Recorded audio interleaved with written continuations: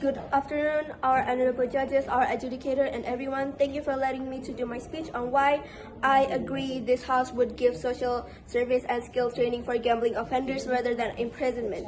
Someone who is considered as a gambling offender is someone who participates in, promotes, or facilitates any game of chance for money or stakes and violating laws like the Indonesian Criminal Code. Social service and skill training for gambling offenders refers to being a volunteer in the government social programs such as helping orphanages, and for their skill training, underage gambling offenders tend to learn how to do accounting, designing, and cooking classes in hope to build their other hobbies and to dig in their potential skill.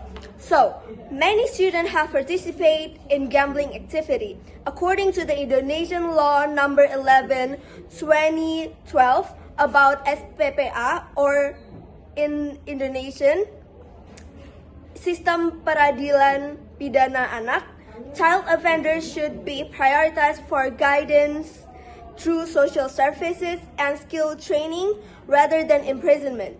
Because parents' guidances are not enough. In fact, cases like this would not be happening if parents are guiding their children all the time. That is why we need the social services and skill training organization like LPKS or Lembaga Penyelenggara Kesehatan Sosial to preserve students' future and provide greater social benefit.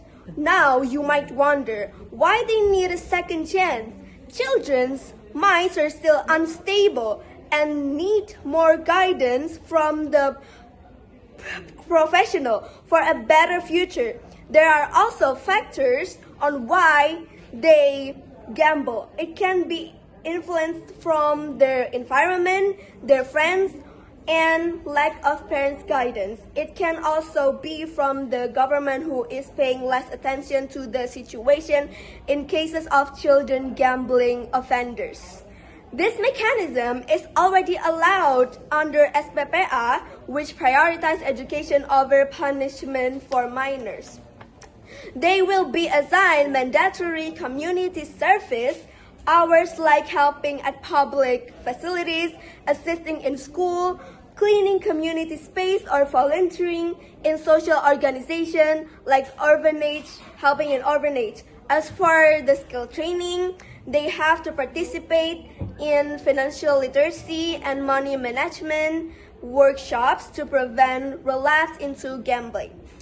Not to mention that their progress are regularly monitored by school authorities, social workers, and government youth offices.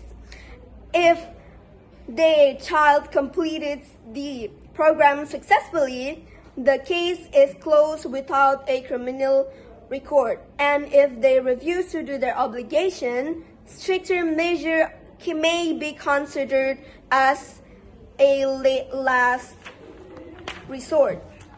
Now, I completely agree with giving social services and skill trainings for gambling offenders rather than imprisonment because rehabilitation is more effective than punishments.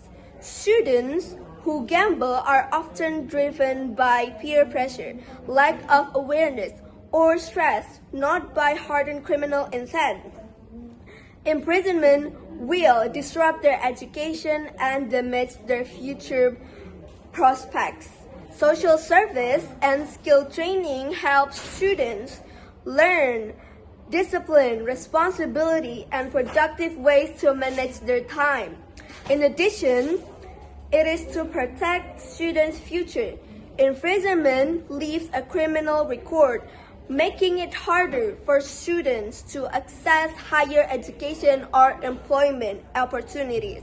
School social service and skill training allow them to correct mistakes without ruining their future potential. By focusing on rehabilitation, students are guided to become contributing members of society rather than being pushed deeper into a cycle of crime.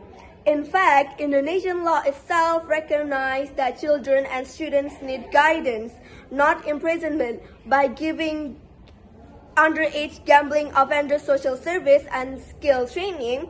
We protect their future, uphold national legal principles of restorative justice, and create a positive impact on society. Thank you. That is all of my speech.